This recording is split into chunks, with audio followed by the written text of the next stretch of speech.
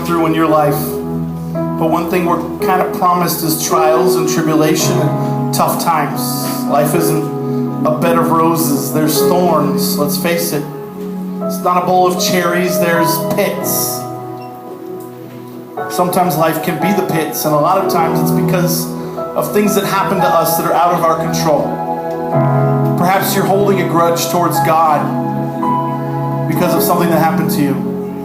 Or perhaps someone said something to you or did something to you, and it changed who you are today. When you see yourself in the mirror, you think of what they said,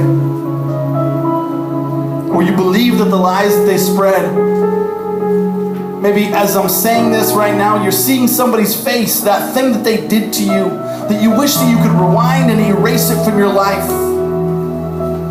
But instead, you just kind of hold it.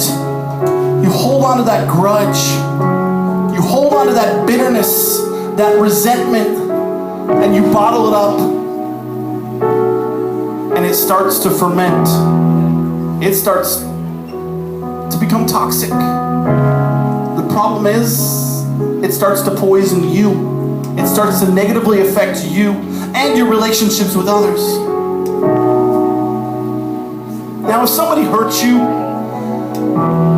chances are they're never going to ask for forgiveness. You gotta give that up. What you need to do is you need to let it go and give it to God. And Jesus essentially says this: you're carrying too much excess baggage. Check it in with me. I'll give you a backpack that's lighter. Come to me, all who are weary, heavy laden. Whatever heavy laden means. You know what I'm saying. What I'm saying is this: don't hold a grudge towards someone else. Don't wait for them to ask forgiveness. Forgive them anyways. Forgive them even if they don't deserve it. You know why? Because you don't deserve God's forgiveness. And yet God gave it to you freely. You don't deserve God's grace. That's what the meaning of the word is. Unmerited favor. Jesus said, this is how you pray.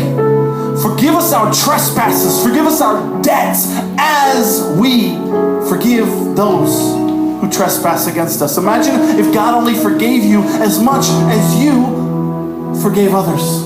Thank God that's not the case. But that should be the measure. We should see what God has given us and we should pay it forward to others. We should turn the other cheek. We should love our persecutor. Pray for them. Don't wish the worst for them. Wish the best for them. Don't hold your breath hoping that they're going to suffocate because you're just robbing yourself of the oxygen that you need. You don't kill the rats in your house by going and buying rat poison and swallowing it yourself. No. And when you do this, when you let it go, when you forgive and truly forget, you set a prisoner free.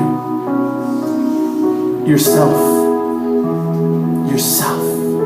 So as my wife sings this song, I want these lyrics to ring true, and as you see that person's face, I want you to once and for all forgive them, and from now on, when you see them, when you think about them, when you hear their name or anybody's name who sounds like it, I want you to remember,